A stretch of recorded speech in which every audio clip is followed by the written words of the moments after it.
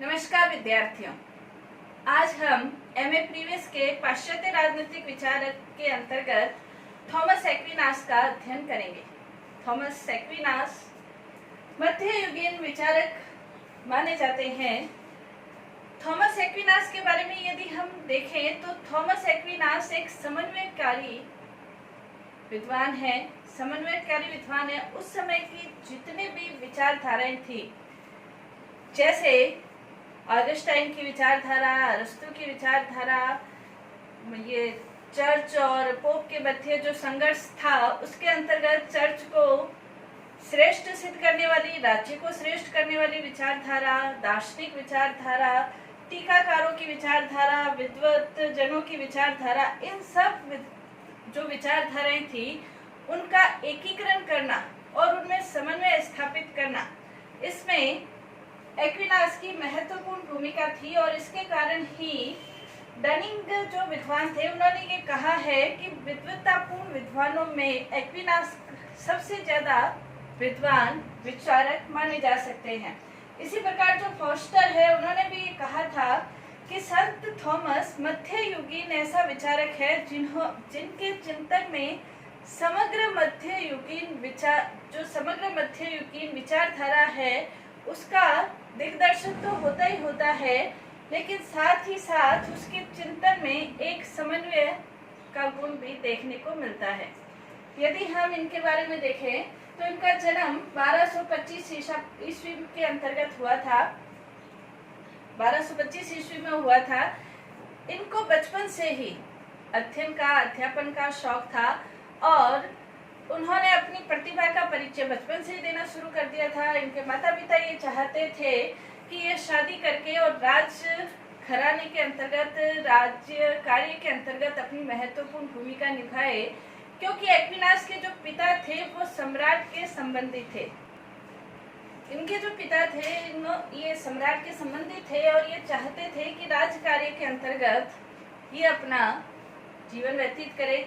लेकिन एक्विनास ने अपनी प्रतिभा के परिचय बचपन से ही दे दिया था और ये चाहते थे कि अध्ययन, अध्यापन, लेखन और इसमें धार्मिक जीवन वो व्यतीत करे। हालांकि इनके माता पिता ने बहुत कोशिश की थी कि ये सांसारिक जीवन की ओर आ जाए, सांसारिक जीवन में तल्लीन हो जाए, लेकिन इन्होंने माता पिता की परवाह नहीं की, घर छोड़ दिया। और एक महान उस समय दार्शनिक थे, अल्बर्ट महान दार्शनिक थे, उनके सानिध्य में कह सकते हैं, उनके चरणों में उन्होंने अपना जीवन समर्पित कर दिया था। और उसके बाद उनका जो अध्ययन, अध्यापन, शिक्षण कार्य है वो चलता रहा था। इन्होंने पेरिस है और इसके अंतर्गत भी अध्यापन कार्य किया था। इन्होंने अनेक ग्रंथों की रचना की थी, जिसके अंतर्गत 60 प्रकार के ग्रंथ देखे जा सकते हैं इनके, जिसके अंतर्गत विलियम ऑफ मोरेटे के संपर्क में जब आए थे, उसके बाद उन्होंने विभिन्न ग्रंथों की टीकाएं करनी भी शुरू कर दी थी, जिसमें अरस्तु की पॉलिटिक्स भी है, एथिक्स भी है। इसके अलावा उन्होंने 60 ग्रंथों की रचना की थी, on kingship, to the king of Cyprus, थूमा थियोलॉजिया, ऐसे करके अनेक ग्रंथों की रचना की थी। हालांकि उस समय पेरिस के अंतर्गत किसी को भी उपाधि देने का प्रचलन नहीं था, लेकिन एक्विनास पहले ऐसे विचारक थे जिन्हें 1256 के अंतर्गत 1256 में मास्टर ऑफ थियोलॉजी की उपाधि से विभूषित किया गया था। इसके बाद 1274 में उनकी मृत्यु हो गई थी। मृत्यु के बाद भी 16वीं शताब्दी के अंतर्गत 16वीं शताब्दी में उनको डॉक्टर ऑफ द चर्च इस उपाधि से विभूषित किया गया था। डॉक्टर ऑफ द चर्च इसे किया गया था, इसको सुशोभित किया गया था। उसके बाद एक लियो 13वें करके एक शासक हुआ करता था 19वीं शताब्दी के अंतर्गत। उन्होंने एक्विनास की रचनाओं को, ग्रंथों को शिक्षण संस्थाओं के अंतर्गत पढ़ना अनिवार्य कर दिया था। कहने का तात्पर्य यह है कि विश्वनाथ प्रसाद शर्मा के शब्दों में हम कह सकते हैं कि ये महान दार्शनिक और महान धर्माचार्य मध्ययुगीन विचारकों में सबसे महान विचारक माना जा सकता है। विश्वनाथ प्रसाद वर्मा ने जैसे कहा है, अतिशय प्रचंड मध्य युगीन विभूति से इसे एक्विनास को सुशोभित किया है। राजनीतिक चिंतन के बारे में यदि हम उनका अध्ययन देखें कि उनका राजनीतिक चिंतन किस तरह का रहा है, तो राजनीतिक चिंतन के अंतर्गत उन्होंने जहां प्रचलित जो राजनीतिक विचारधाराएं थी, जो चिंतन था, जो विचार थे, उन विचारधाराओं को ईसाई धर्म के दर्शन से समाहित करके समन्वित करते हुए उन्होंने दर्शन को प्रचलित किया या दर्शन को बताया, उल्लेखित किया। कहने का मतलब जो भी दार्शनिक विचारधाराएं थी उनका भी उन्होंने खंडन नहीं किया, और ईसाई धर्म की जो श्रेष्ठता है वो भी उन्होंने बता दी थी। तो इस प्रकार से उन्होंने अपने विचारों को बताया था। राजनीतिक विचारकों के अंतर्गत, विचारधारा के अंतर्गत सबसे पहला इनका विचार ज्ञान मीमांसा। ज्ञान मीमांसा के अंतर्गत एक्विनास ये मानते हैं कि जो ज्ञान की विचारधारा है या ज्ञान है वो प्रत्येक व्यक्ति के अंतर्गत है। दो चीजें हैं, एक है आत्मा और एक है शरीर। आत्मा है, जैसे भारतीय दर्शन में भी कहा गया है कि आत्मा अजर अमर अविनाशी है, वैसे ही एक्विनास भी ये मानते हैं कि आत्मा है वो सार्वकालिक है, यानी कि आत्मा का विनाश नहीं होता है। शरीर है वो भौतिक तत्वों से बना हुआ है। आत्मा का जो ज्ञान है, यदि व्यक्ति आत्मा के ज्ञान की तरफ जाते हुए ईश्वरीय पथ की ओर अग्रसर होता है तो वो पुण्य की ओर अग्रसर होगा, और जब वो पुण्य मार्ग की ओर अग्रसर होगा तो वास्तविक ज्ञान वो ही है कि जब व्यक्ति अपने जीवन पथ पुण्य की ओर अग्रसित करे। तो ये ज्ञान मीमांसा यानी कि दर्शन, ये प्रत्येक व्यक्ति के लिए वो चाहता है कि प्रत्येक व्यक्ति, क्योंकि उसमें समझ है, वो विचार कर सकता है, इसलिए ज्ञान के आधार पर वो अपना जीवन व्यतीत करे। दूसरा उसकी जो राजनीतिक विचार है वो है कि मानव की राजनीतिक प्रकृति, जो मानव की राजनीतिक प्रकृति है वो राजनीतिक प्रकृति उसकी स्वाभाविक रूप से है। राजनीतिक प्रकृति स्वाभाविक रूप से, इसका तात्पर्य ये है कि जैसे ऑगस्टाइन ने ये कहा था कि राज्य व्यक्ति के पाप में कार्यों की निवृत्ति के लिए राज्य का निर्माण हुआ है, यानी कि राज्य का मूल आधार व्यक्ति की पाप में प्रवृत्ति है। अरस्तु ने जैसे ये कहा था कि व्यक्ति जो राज्य है जीवन के लिए है और सजीवन के लिए अस्तित्व में बना हुआ है। समझौतावादी सिद्धांत के अंतर्गत ये माना जाता है कि व्यक्तियों ने आपस में मिलकर अराजक स्थिति से छुटकारा पाने के लिए राज्य की उत्पत्ति की। एक्विनास इन सभी विचारधाराओं का समन्वय करते हुए ये कहता है कि जो राज्य है वो व्यक्ति की जो स्वाभाविक प्रवृत्ति है, व्यक्ति की स्वाभाविक प्रवृत्ति है कि वो राजनीतिक प्राणी है। राजनीतिक प्राणी होने के कारण ही राज्य की उत्पत्ति हुई है, और इसी कारण वो व्यक्ति को नागरिक और सामाजिक जानवर कहता है। वो ये कहता है कि व्यक्ति में और जानवर में प्रमुख रूप से जो अंतर है वो अंतर व्यक्ति की सोच का, व्यक्ति के विचार का, व्यक्ति के तर्क वितर्क का, ये प्रमुख रूप से उसका अंतर है। यदि ये अंतर मिट जाए तो व्यक्ति में और जानवर में किसी भी प्रकार का कोई भेद नहीं रहता है। व्यक्ति अच्छे बुरे का ज्ञान रखता है, क्या सही है क्या गलत है वो ज्ञान रखता है, सत्य असत्य का ज्ञान रखता है, वो विचार कर सकता है, संकल्प कर सकता है, तर्क वितर्क कर सकता है, उसके पास बुद्धि है, विवेक है।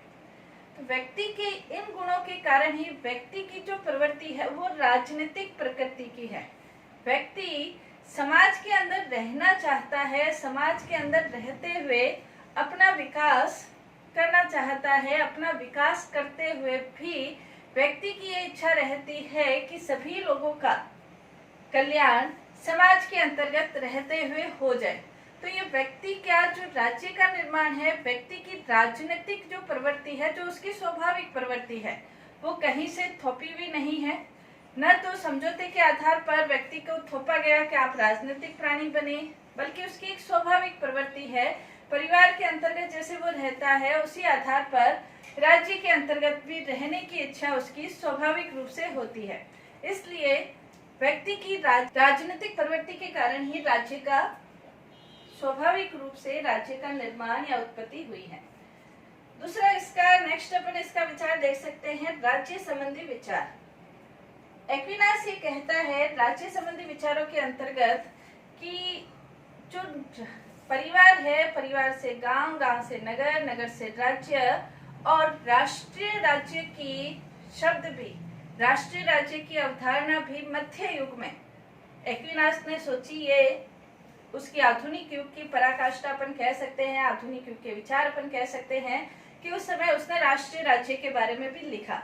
वो ये कहता है कि राज्य का उद्देश्य व्यक्तियों का कल्याण करना होना चाहिए और वो ही नगर राज्य अस्तित्व में रहता है या विकास करता है जो कि समानता पर आधारित हो और जो एकता पर आधारित हो। जहां नगर राज्यों में समानता कम है, एकता कम है, वो नगर राज्य अपना विकास ज्यादा नहीं कर पाते हैं, बल्कि उनके विनाश के चिन्ह उसके अंदर परिलक्षित होते रहते हैं।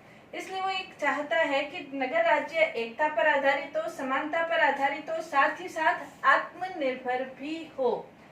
नगर राज्य ऐसे होने चाहिए जो आत्मनिर्भर हो, अपना स्वयं का जो भी स्थितियां हैं, सामाजिक, आर्थिक, राजनीतिक, ये सारी स्थितियों में वो आत्मनिर्भर नगर राज्य होना चाहिए। नेक्स्ट उसने ये बताया कि राज्य का जो प्रमुख उद्देश्य है वो कल्याण करने का होना चाहिए। राजा की जो इच्छा है वो व्यक्तियों के कल्याण से संबंधित होना चाहिए। राजा जो नगर राज्य का है, जिसपे व्यक्ति के कल्याण की जिम्मेवारी है, वो ऐसे आदेश प्रसारित करे जिससे व्यक्तियों का कल्याण, नगर राज्यों में रहने वाले व्यक्तियों का कल्याण जिसमें सन्निहित होना चाहिए। इसके अलावा वो ये कहता है कि जो प्रांत है नगर में, नगर आगे राज्यों में, फिर राज्य आगे राष्ट्रीय राज्यों में विकास करते करते वो परिवर्तित होते रहते हैं। इस तरह की धारणा उसकी राज्य के संबंध में थी। नेक्स्ट इसके अंतर्गत शासन प्रणालियों का वर्गीकरण। शासन प्रणालियों का वर्गीकरण वैसे ही किया है जैसे अरस्तु ने किया है। शासन प्रणालियों को महत्वपूर्ण रूप से 3 भागों में विभाजित किया है: राजतंत्र, कुलीन तंत्र और सर्वजनहित तंत्र। सर्वजनहित तंत्र यानी कि जब राज्य जनता के कल्याण के लिए हो तो वो उसका परिष्कृत रूप है, और जब शासन जनता के कल्याण के लिए नहीं होकर शासन स्वार्थ के लिए जब हो जाता है तो वो शासन का विकृत रूप हम कह सकते हैं। शासन का विकृत रूप यानी कि राजतंत्र परिष्कृत रूप है और इसका विकृत रूप तानाशाही तंत्र हो जाता है। कुलीन तंत्र परिष्कृत रूप है और इसका विकृत रूप धनिक तंत्र हो जाता है। सर्वजनहित तंत्र ये परिष्कृत रूप है और जनतंत्र को विकृत रूप कहता है। तो इस प्रकार से वो शासन प्रणालियों का वर्गीकरण करता है। लेकिन शासन प्रणालियों का वर्गीकरण करते हुए भी एक्विनास राजतंत्र को सर्वश्रेष्ठ शासन प्रणाली मानता है। राजतंत्र की महत्ता को वो बताता है कि राजतंत्र सर्वश्रेष्ठ शासन प्रणाली है, और राजतंत्र को सर्वश्रेष्ठ शासन प्रणाली बताने के वो कुछ कारण भी बताता है। पहला कारण वो ये बताता है, राजतंत्र के अंतर्गत एक व्यक्ति का शासन होता है, इसलिए वो श्रेष्ठ शासन है। वो उदाहरण देते हुए सिद्ध करता है कि जैसे शरीर के अंतर्गत हृदय का शासन होता है, पूरी सृष्टि के अंतर्गत ईश्वर का शासन होता है, जो मधुमक्खियां हैं उसके अंतर्गत रानी मधुमक्खी का शासन होता है। तो जहां सब जगह एक व्यक्ति, एक सत्ता का शासन है, तो राज्य के अंतर्गत भी एक राजा का शासन श्रेष्ठ शासन हो सकता है।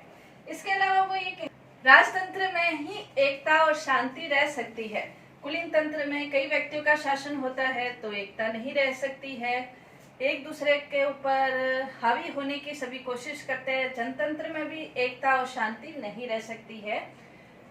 एक्विनास के अनुसार राजतंत्र में ही एकता और शांति रह सकती है। इसके अलावा वो कहता है राजतंत्र इसलिए भी श्रेष्ठ है कि मध्य युग में अराजकता अशांति की स्थिति को दूर करने के लिए जहां राजतंत्रात्मक शासन प्रणाली थी, उन्होंने अपने देश के अंतर्गत अराजकता अशांति को बहुत अच्छी तरह से नियंत्रित किया। लेकिन जहां कुलीन तंत्र थे, जनतंत्र थे, वहां पर नियंत्रित करने में वो शासन प्रणालियां असफल हुई। तो उसका उदाहरण देते हुए भी वो कहता है कि अराजकता और अशांति को दूर करने के लिए भी राजतंत्र श्रेष्ठ है। फिर वो ये कहता है कि जहां जनतंत्र है वहां पर ईर्ष्या, द्वेष, फूट और दलबंदी, ये बुराइयां शासन में आ जाती है। और ये बुराइयां जब ईर्ष्या, फूट, दलबंदी, द्वेष जब शासन के अंतर्गत आ जाती है तो शासन सुचारू रूप से संचालित नहीं हो सकता है। इसलिए राजतंत्रात्मक शासन प्रणाली श्रेष्ठ है। वो ये भी कहता है कि राजतंत्र इसलिए भी श्रेष्ठ है क्योंकि राजतंत्र के ऊपर ये आरोप लगता है कि ये तानाशाह में परिवर्तित हो जाता है, जबकि वो ये कहता है कि तानाशाही शासन प्रजातंत्रात्मक शासन प्रणाली का अवगुण हो सकता है। राजतंत्रात्मक शासन प्रणाली तानाशाही नहीं हो सकती, वो प्रजावत्सल रहती है। तो राजतंत्रात्मक शासन प्रणालियों के वर्गीकरण में वो राजतंत्र को श्रेष्ठ शासन प्रणाली घोषित करता है। एक्विनास के और भी राजनीतिक विचार है, उसका अध्ययन हम नेक्स्ट क्लास में करेंगे। धन्यवाद।